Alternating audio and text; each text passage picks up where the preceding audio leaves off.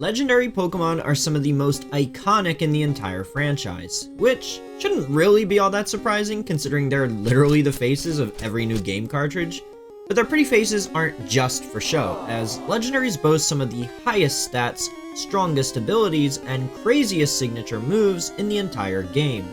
That begs the question, just what is the strongest Legendary Pokemon of them all?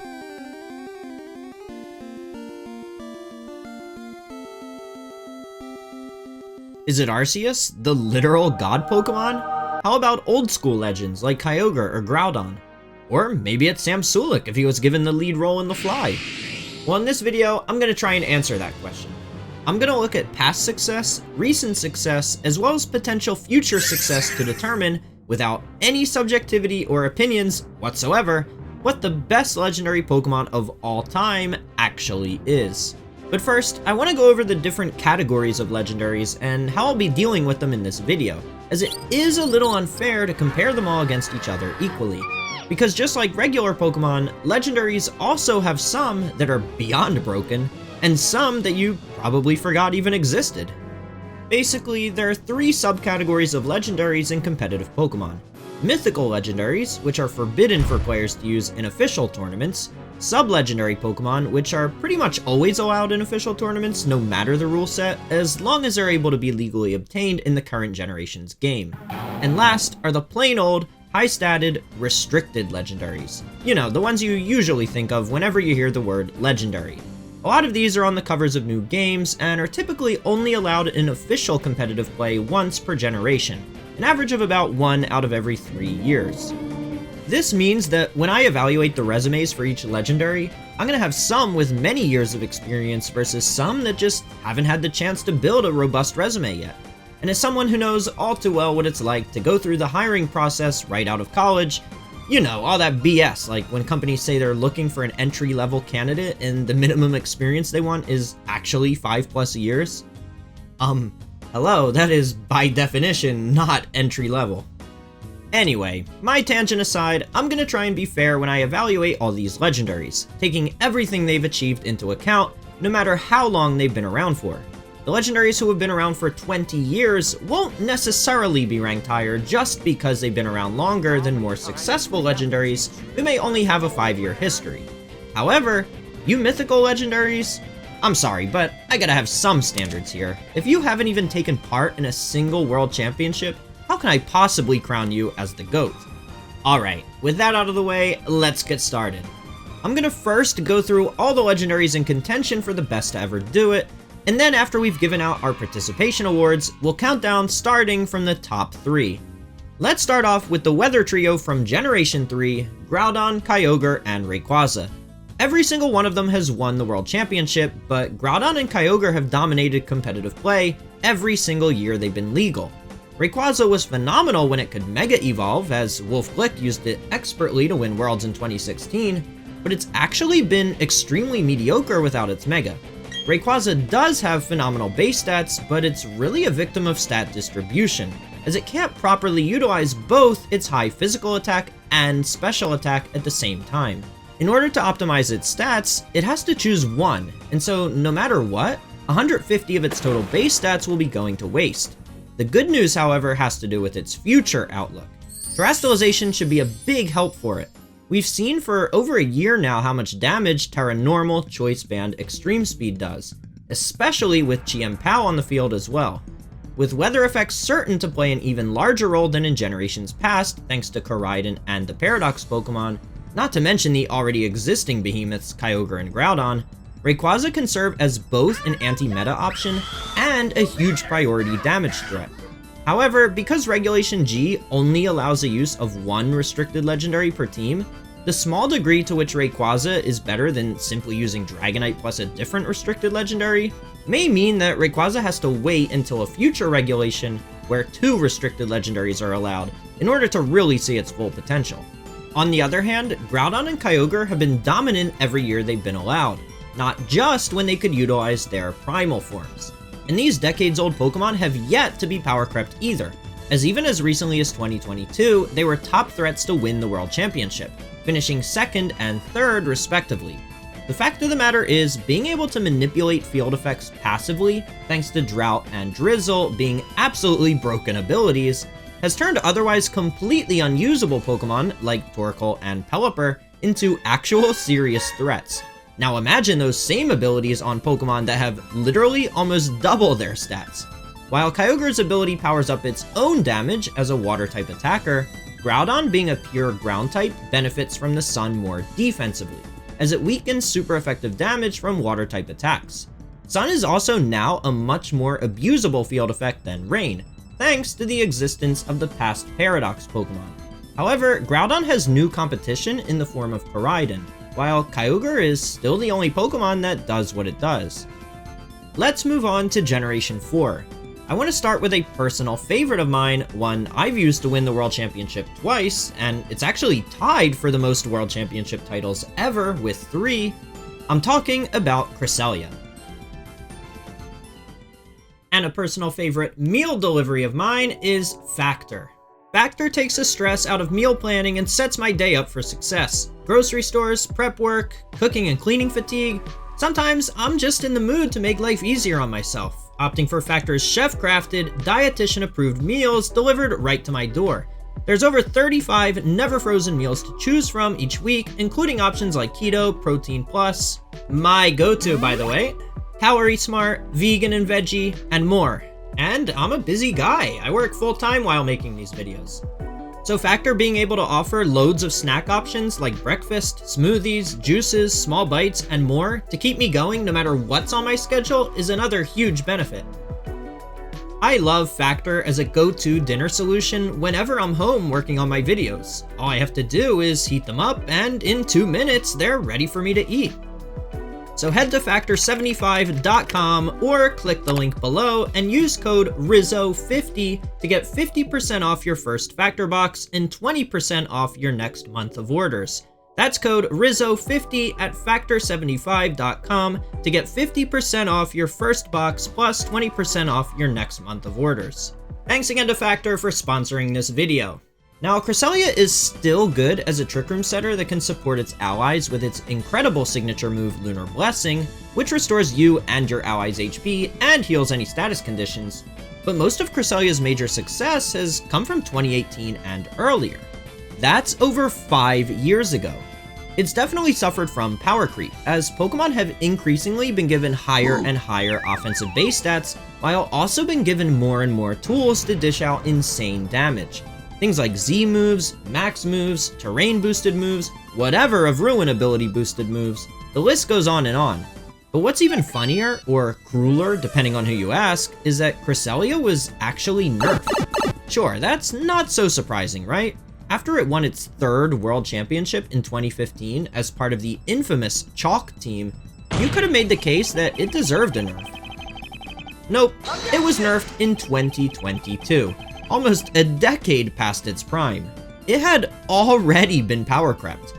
It hadn't been seeing much meaningful success, and instead of nerfing, Urshifu or Incineroar, they decided to nerf Cresselia by lowering both its base defense and special defense. Anyway, its resume from 2018 and earlier clearly puts it on this list as a contender for the best ever. And it's not completely washed up yet, as it did win a regional championship in September 2023, as well as place in the top 4 at the 2023 World Championship. Let's move on to Heatran next. Heatran has a very respectable 2 World Championship titles, although from almost a decade ago. Though it has seen some really high finishes as recently as a 2023 World Championship where it placed 2nd, so it's certainly still a strong Pokemon. A big reason for Heatran's success comes from its typing. It has a whopping 9 resistances and 2 immunities, with only 3 weaknesses. Its high special attack and solid move pool give it access to really good offensive coverage, with moves like Heat Wave, Earth Power, and Flash Cannon. And players not averse to taking risks can opt to use its incredibly powerful signature move, Magma Storm. This move has 100 base power, prevents the target from switching for 4 to 5 turns, and deals 1/8 of the target's HP every single turn. The only downside? It hits just 75% of the time, so it's incredibly unreliable. When it hits though, it's one of the best moves in the entire game. But with official tournaments using the Swiss format, and with each match being a best of 3, you do have a lot more room to take the risk of using inaccurate moves, because you can actually afford to miss and lose some games, if the upside of hitting the move is high enough. Alright, that's enough of Generation 4, it's time for the question of the day. If a genie granted you 3 wishes, what would you wish for? Me? I would wish for it to delete itself and its friends from my children's video game, because Thundurus, Tornadus, and Landorus are far and away the strongest and most tilt-inducing legendary trio in the entire game. Every single one of them has won the World Championship, and every single one of them made my list as contenders for the best legendary ever. Let's start with Thundurus. Thundurus gives boomer competitive Pokemon players nightmares. I think my good friend Aaron Cybertron Zeng still struggles to sleep at night because of it. Thundurus, like Cresselia, has also captured 3 World Championship titles, including as recently as 2022, although that Thundurus utilized its Defiant ability along with Dynamax in order to support its team with max airstreams, boosting it and its allies' speed. But the Thundurus us boomers all remember is the Thunder Wave and Swagger spamming one, utilizing Prankster to make these annoying moves go before most others. You see, back then, Thundurus was a different beast. Thunder Wave could paralyze electric types, it was 100% accurate, it also reduced speed by 75%, all things that have since been nerfed. Swagger also had its accuracy reduced to just 85%, and confused Pokemon no longer hit themselves half the time. Yep, Game Freak actually listened to competitive players' frustrations and nerfed it in a proper way. But even despite the nerfs, which caused the Prankster set to only occasionally be seen in competitive play, it's still a pretty strong Pokemon, as it can support the team with Scary Face to reliably control the speed of the battle, Eerie Impulse to shut down special attackers, Sunny Day and Rain Dance to control the weather, and its signature move Wild Bolt Storm is incredible, if it hits. In my mind, Thundurus has to be in contention for the strongest legendary of all time. Tornadus, on the other hand, only has 1 World Championship victory, and it's actually with its Defiant ability. See, back then, it could actually abuse an incredibly powerful combo. Generation 5 introduced a new type of held item, Gems. While today, only the normal gem remains, which boosts the first normal type move you use by 30%, in Generation 5, a gem of every type existed, and the boost was even higher at 50%. What was unique about these gems at the time though, was that they were consumed before the attack damage was calculated. This meant that if you gave Tornadus a flying gem and used acrobatics, the flying gem would give you a 50% boost to your next flying type attack, in this case acrobatics, and acrobatics would have double the power because you already consumed your flying gem just by clicking the attack button. This was one of the strongest physical attacks in the entire game, and with Defiant taking away the main counterplay to strong physical attackers in Intimidate, there were very few Pokemon who could comfortably take the attack. In the decades since, Tornadus has seen consistent usage and success, but primarily as a Tailwind setter, using its Prankster ability.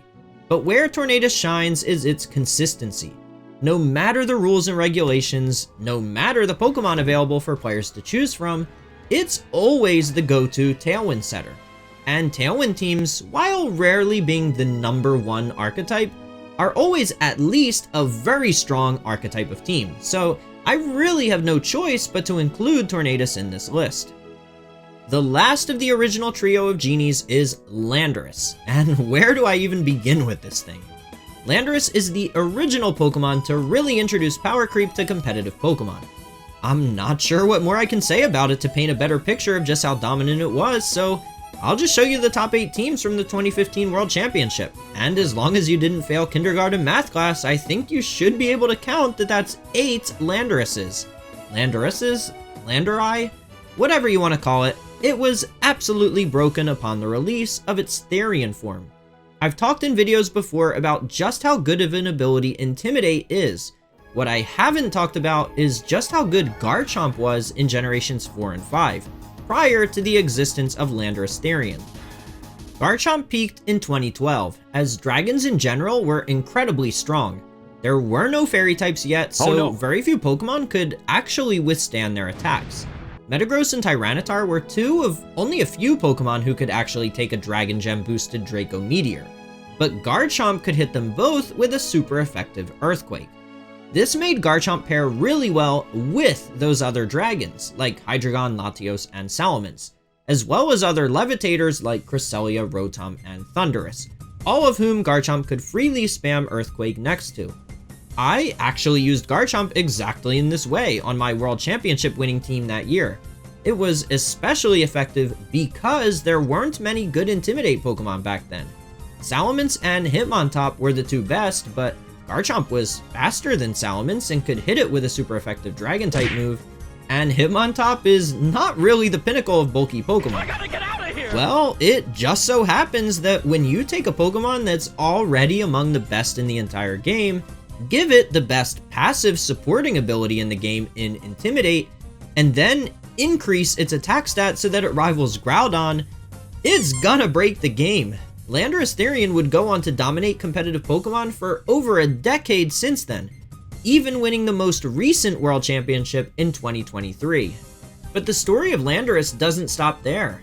In the previous Regulation F, it was actually surpassed by its own incarnate form as the premier ground-type attacker. In recent generations, more and more counterplay to Intimidate has been released. The Clear Amulet held item, the rework of the Inner Focus and Oblivious abilities, giving the Defiant ability to higher statted Pokemon, and of course, the release of Urshifu, a Pokemon whose signature moves, Surging Strikes and Wicked Blow, always land a critical hit, which ignores attack drops like the one from Intimidate. So that's why Landorus Therian usage decreased. But what made Landorus Incarnate usage surge?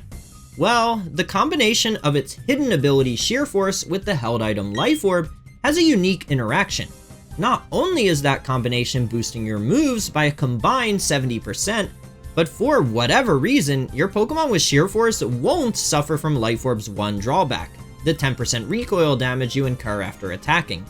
This is actually pretty relevant because Landorus is hard to knock out in one hit thanks to its respectable defenses, so it's usually able to fire off multiple attacks per battle. If Landorus didn't have Sheer Force, that recoil damage could start to add up to 20 or 30%, or sometimes even more. The other big reason Landorus Incarnate started dominating competitive Pokemon is its move coverage. The combination of Earth Power and Sludge Bomb, two of the strongest and most reliable ground and poison type attacks, which are also conveniently boosted by Sheer Force, combine to hit so many of the common metagame Pokemon for super effective damage. Let me explain. The most common duo of bulky Pokemon, no matter the format, are Incineroar and Rillaboom, and in the previous Regulation F, they help support the powerful Raging Bolt. As we all know, these Pokemon are incredibly difficult to take down, especially as they switch in and out, get off multiple Intimidates, heal so much HP back with leftovers and grassy terrain, all while somehow still threatening a lot of damage despite being more supportive Pokemon. I hate it here. Well, every single one of them gets hit super effective by Earth Power or Sludge Bomb. What about Terastallization, you ask? Well, Raging Bolt was often Terra Fairy, Rillaboom, Terra Fire, and Grass is a common Terra type for Incineroar. Those Terra types are all still weak to the dual combination of ground and poison type attacks. Both Landorus forms are incredible Pokemon, so it really shouldn't surprise any of you if Landorus claims the title of best of all time. Next up, we have Xerneas. When I said in the intro that legendary Pokemon have some of the most ridiculous signature moves in the entire game, one of the ones I was referencing is Xerneas' signature move, Geomancy. At surface level, it doesn't seem like that good of a move. It boosts your special attack, special defense, and speed by 2 stages, but like Fly or Dig, it immobilizes you for a turn in order to charge up. However, this is easily bypassed with the held item Power Herb, which removes that required charging turn, turning it into a Quiver Dance on steroids. Xerneas' ability, Fairy Aura, boosts Fairy-type moves further by 33%. Fairy is already a strong type offensively as only 3 types resist it and none are immune to it. And when it comes to the Fairy type defensively, well, it ranks highly there too, which is perfect for a setup Pokemon like Xerneas. Fairy is only weak to 2 types, Poison and Steel, neither of which are very common attacking types. This makes it a tall ask to try and take down a Xerneas after it's already gotten its Geomancy moves. Despite all this, what may come as a surprise is that Xerneas hasn't actually won a world championship yet. In fact, it hasn't even made a finals appearance yet. The reality is that Xerneas is such a prominent threat that players go to great lengths to ensure they aren't weak to it. Amoonguss, for example, is bulky enough to take boosted fairy type attacks thanks to its poison typing, and it can also remove those geomancy boosts with Clear Smog.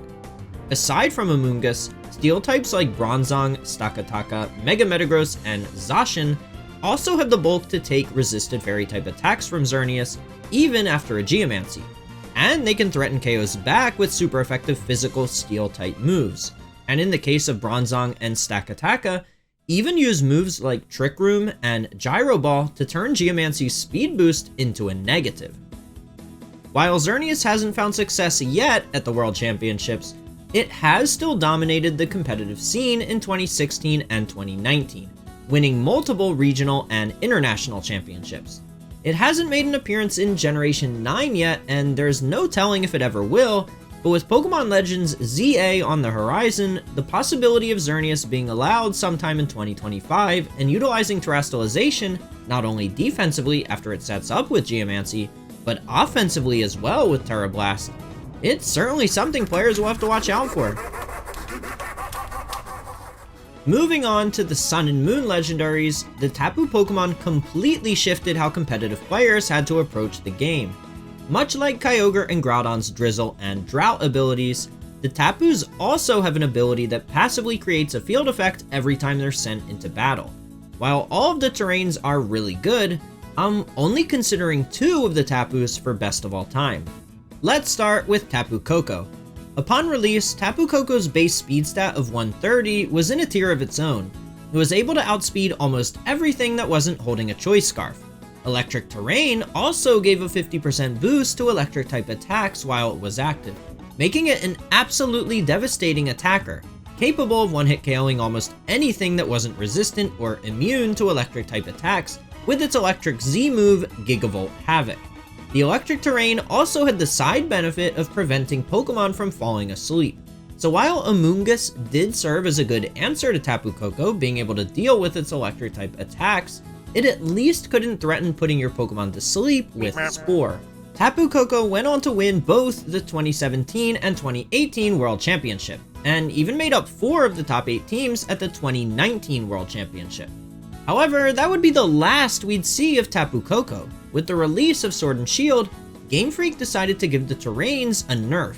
Grassy, Psychic, and Electric terrain would no longer boost moves of the same type by 50%, only 30%. Tapu Koko, whose offensive base stats are actually pretty low, really relied on the terrain for its damage. Even worse was that Sword and Shield brought us a newer, faster, and stronger Electric type in Regieleki. Regieleki was even capable of setting electric terrain on its own by simply Dynamaxing and using any of its electric type moves. As for Tapu Fini, it also won 2 world championships in 2017 and 2019. Misty Terrain has one key similarity with its electric counterpart. It also protects Pokemon from the annoying Amoonguss. Unlike Electric Terrain though, it also prevents every other status condition, so your physical attackers are safe from burns, and you'll never lose to a stray Ice Beam again. While the other terrains all increase the damage of moves of the same type, Misty Terrain instead reduces the damage of all Dragon type moves as long as a Pokemon being attacked isn't flying or levitating. I'll be honest, this damage reduction isn't nearly as good as the damage boost the other terrains give, but if Misty Terrain boosted Fairy type moves, it might be too overpowered. Tapu Fini can also fill a number of different roles on a team, depending on what you need.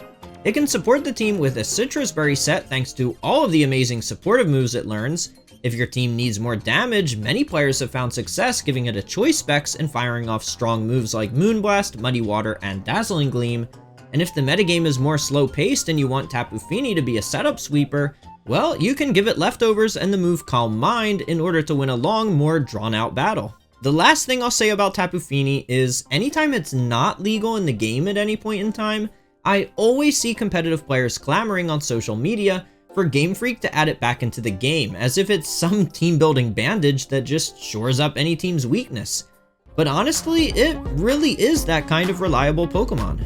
Anyway, the Tapus aren't legal in Scarlet and Violet, which is honestly kind of disappointing, because Tapu Fini would have been great to help deal with both Urshifu forms, and it would have been nice to have an electric terrain setter that's not Pyukamuki or whatever that garbage mon is called, because we really didn't get to see a lot of the future Paradox Pokemon as often as we did the past Paradoxes. Now, there might be some debate about whether this next Pokemon is even considered a legendary, since according to the lore, in its homeworld there are apparently a bunch of them and it's seen as just a normal Pokemon, but Cerebi classifies it as a sub-legendary like the Tapus, Genies, and Latis, so I'm gonna include it.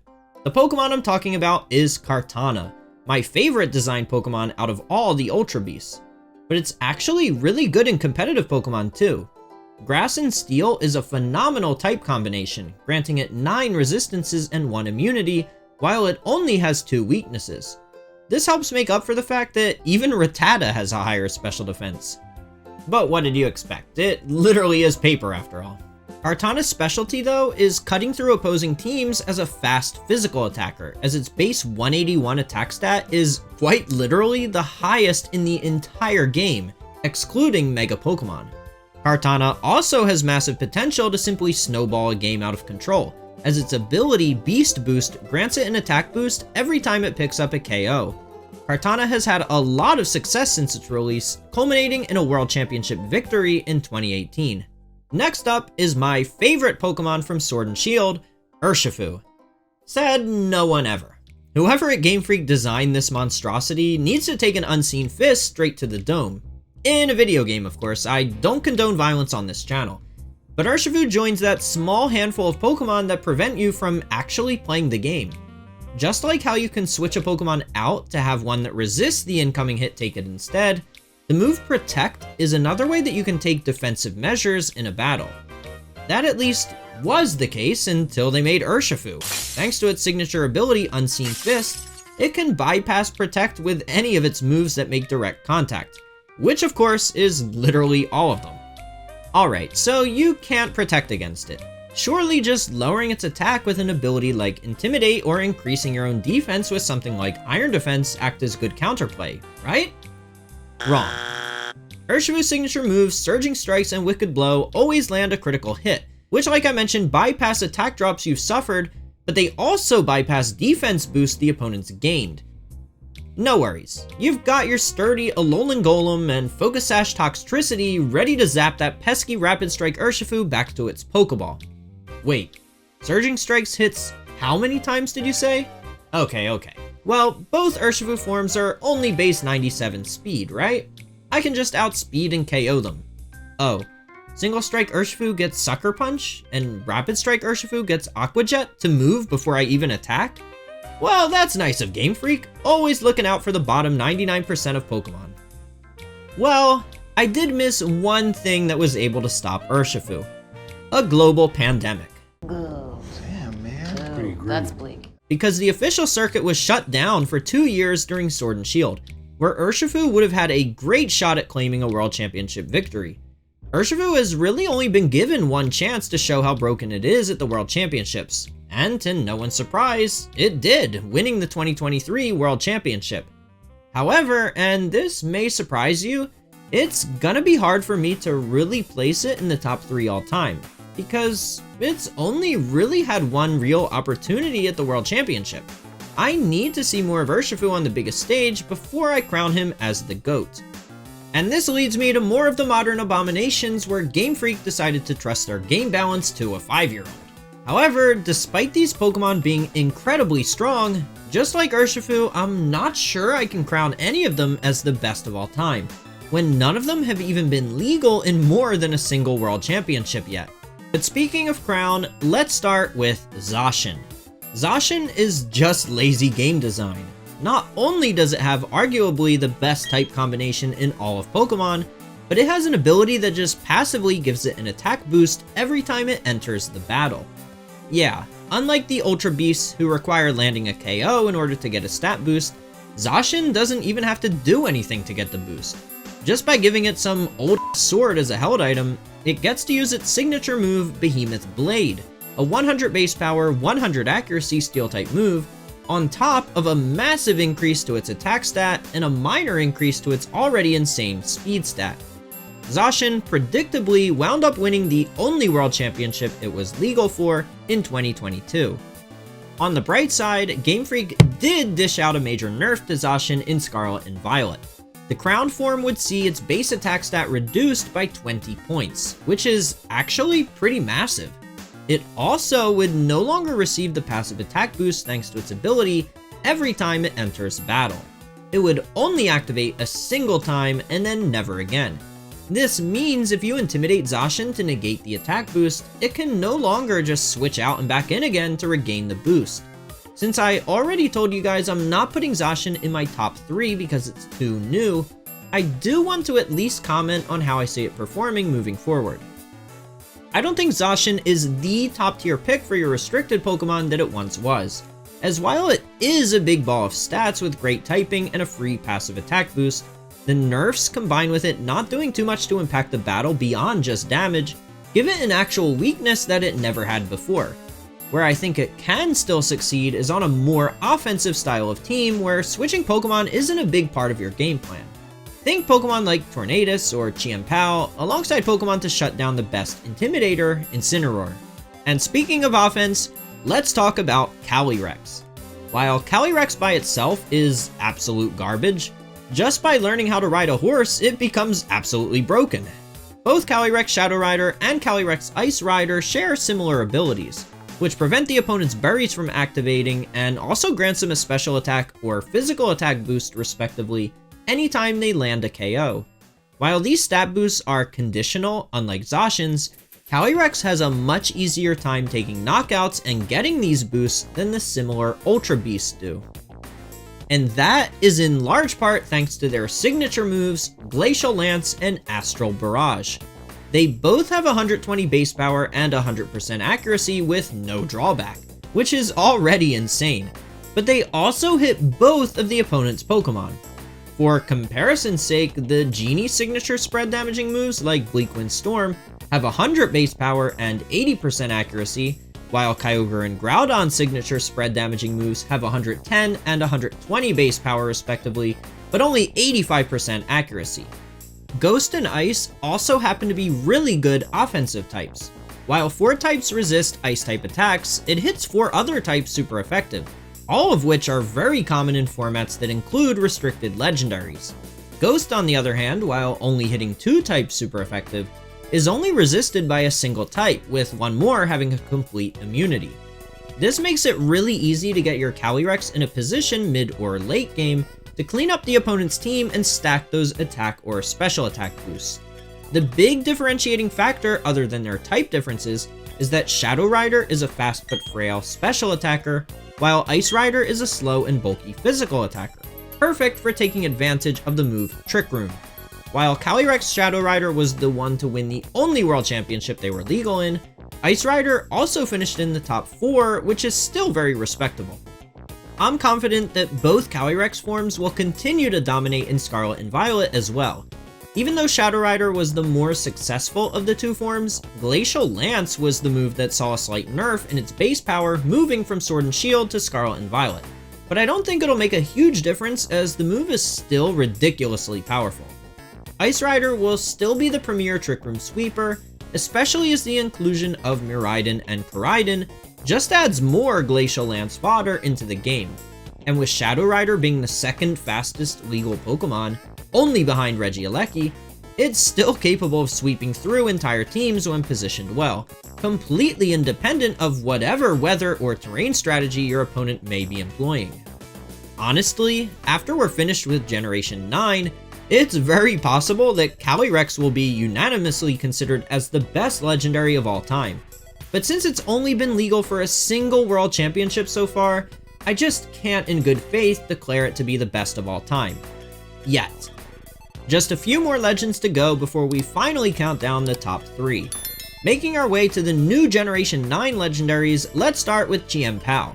While Chi-Yu and Ting Lu are also strong Pokemon with incredibly powerful abilities, Pao for me is not only the strongest of the ruined Pokemon, but the one with the most staying power moving forward, regardless of formats or what other Pokemon are allowed or not. The reason lies, of course, with its ability, but also its playstyle, so let me explain. Pao has incredibly high speed and attack, which work well with its Sword of Ruin ability, lowering the opposing Pokemon's defense. Pao's big downside though is that it's frail and easy to KO in one hit. But the thing is, what does it matter if Pao is staring down an Iron Hands or the stronger Zacian? Both are going to bring it down to its Focus Sash regardless, but it's still going to amplify its partner's damage just the same. Again, regardless of if its partner is a Dragonite or the stronger Rayquaza. And honestly, most of the restricted legendaries have pretty bad type matchups against an Ice and Dark type, as Game Freak just can't resist making all of their box legendaries Dragon or Psychic type. Pao already has one World Championship under its belt, and I wouldn't be surprised if it adds to it in the coming years. Newly introduced via the Teal Mask DLC is Ogerpon. It has a very unique niche as a fast offensive Pokemon that's also capable of supporting its teammates. Despite having 4 different forms and 8 different abilities, it never really felt like an unfair Pokemon to go up against. It felt, strangely, pretty balanced. The big reason for that is probably its well-rounded base stats. None are significantly higher than other Pokemon. They're all just very solid. I think what players love most about Ogerpon is how it can assist the rest of your team against, specifically, Amoonguss. Let's be honest here, we all hate playing against Amoonguss. But Ogerpon is not only able to bypass Rage Powder just by being a grass type, but it can redirect Spore away from your ally while Ogerpon is immune to being put to sleep by it. Ogerpon has been really successful so far since its release, especially when wearing the Wellspring Mask and the Hearthflame Mask. I think it's even strong in a format with the restricted legendaries as well, thanks to its Follow Me support and the Wellspring Mask form having specifically a great matchup against both Kyogre and Groudon. But the big question is, what will happen to Ogerpon when we can no longer terrestrialize our Pokemon in the generations to come? One of Ogerpon's big strengths lies with its Embody Aspect ability, an ability it can only obtain through terrestrializing. Until we see what life after terrestrialization looks like for Ogerpon, it's just way too soon for it to be among the best 3 legendaries ever. Last up, we have the box art legendaries for Scarlet and Violet, Koraidon and Miraidon. I think a lot of players have been eagerly awaiting the day when they can finally use them alongside their respective Paradox Pokemon. Koraidon and Miraidon have absolutely broken abilities. Talk about power creep. Groudon and Tapu Koko have, as I mentioned, amazing abilities. Well, Koraidon and Miraidon have the exact same abilities, but Game Freak didn't stop there. They're also given a 33% boost to their attack in Harsh Sunlight, or a 33% boost to their special attack on electric terrain. Needless to say, both Koraidon and Miraidon also have signature moves, Collision Course and Electro Drift respectively. They're both 100 base power and 100% accurate with no drawback, which is quite good, but not too overpowered. Whenever the move hits a Pokemon for super effective damage though, the move's power is increased an additional 33%. While it's not an insane side effect like some other signature moves have, it's still nice to have. Steel is a common defensive Terra type for Pokemon to opt for, so Collision Course can really punish that. And I expect Kyogre to be common as well anytime it's legal, so being able to deal even more damage to it is always welcome. Even though they aren't in contention for my top 3 of all time, as they literally haven't been legal in the World Championships yet, there's definitely a chance that one day they will be. Okay, now that we've gone through every single legendary in contention, it's finally time for me to reveal my top 3. This was incredibly difficult. These are all legendary Pokemon, so of course we're comparing the strongest and highest statted Pokemon against each other.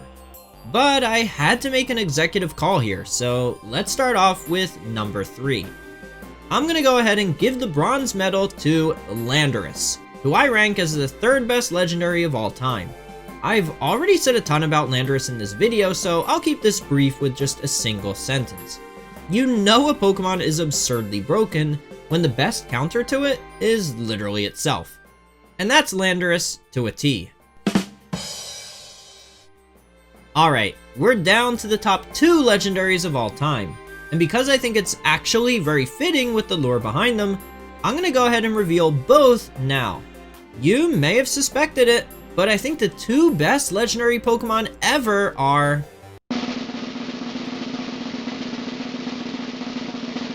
Groudon and Kyogre.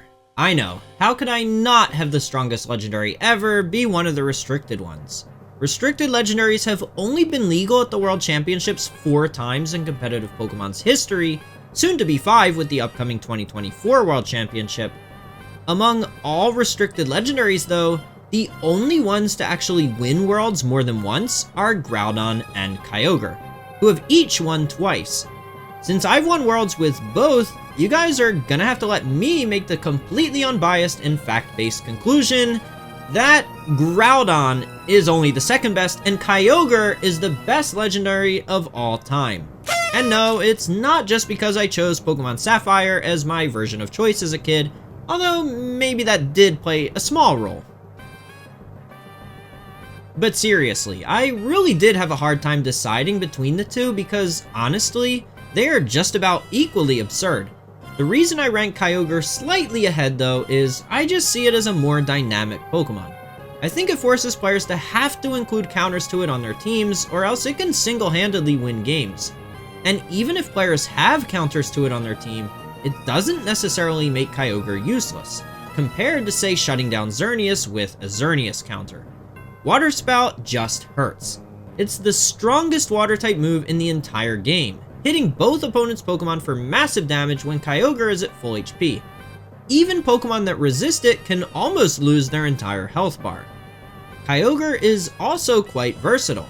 Choice Scarf, Choice Specs, Assault Vest, or even a Calm Mind setup set with Leftovers or Citrus Berry are all viable options, depending on what your team needs.